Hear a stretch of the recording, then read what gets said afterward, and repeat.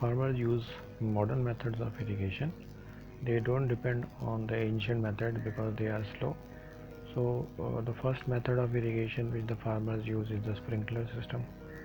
It is useful in the land where the water availability is less and the land is uneven. So what do they do is that in the sprinkler, the word itself describes it as a sprinkle. There are pipelines which have rotating nozzles. You may have seen it in some hotels where they have big lawns. So they connect the pipe to the sprinkler. The water comes out through the pipe and it comes out in the form of nozzles and sprinkles water. It helps to spread water in a bigger area, and it also helps in saving the water. The water comes out in the form of rotating nozzles and it spreads in different directions. This helps to spread little water in a bigger area and helps to save water. The second method is the drip system. The drip is where the water pipeline is connected in the whole field. There are holes in the pipe, and these holes, just next to the hole they put a plant. The water comes through the pipe and directly the water drop comes out only to the plant, and this saves lot of water because you don't have to supply large amount of water. The water directly falls near the root of the plant and it helps in saving the water. The next step of agriculture is protecting a plant from weeds.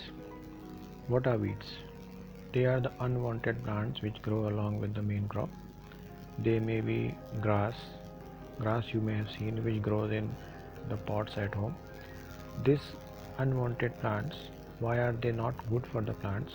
Because when they will grow in the main field, they will take the nutrients which you are giving to the main crop.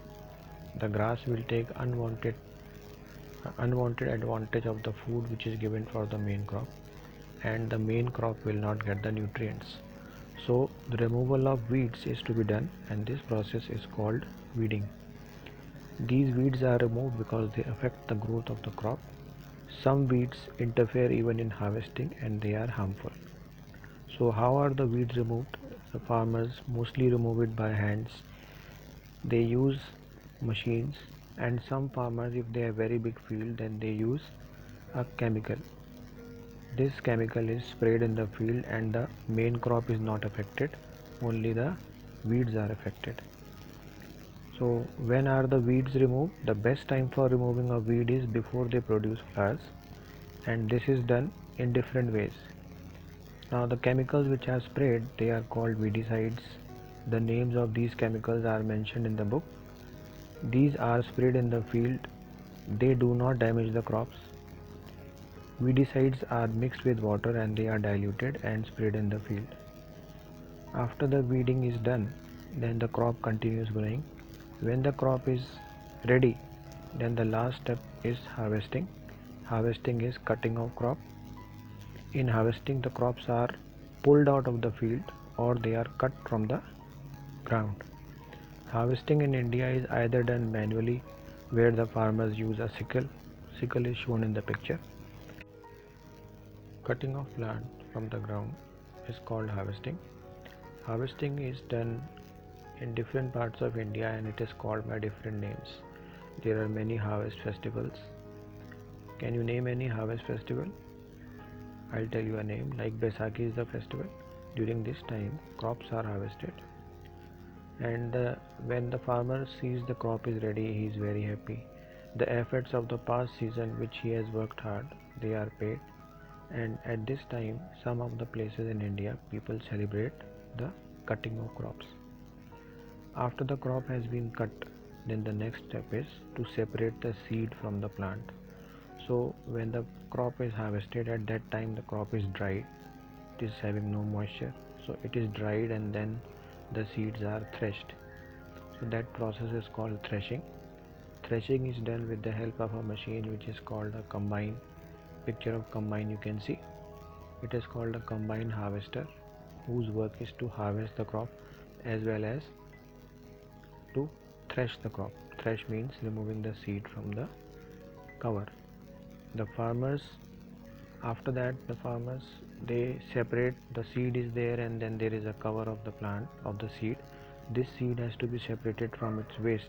So when this is separated, that is called winnowing. This winnowing is, you must, the last step of agriculture is storing the food grain. The storage of food grain is important. If the grains are to be kept for a longer time, then they should be kept free from moisture, insects, rats and microorganisms. The fresh crop has more moisture, so mostly in India and everywhere, the farmers dry the crop, keep it in the sun for many days. The crop loses all the moisture and it becomes dry. Then this is packed in silos or containers, and it is somewhere, mostly in India, it is packed in gunny bags. They are dried in the sun, so there is no chance of getting moisture and there is no chance of getting attacked by microorganisms. So this prevents the attack by insects, pests, bacteria and fungi.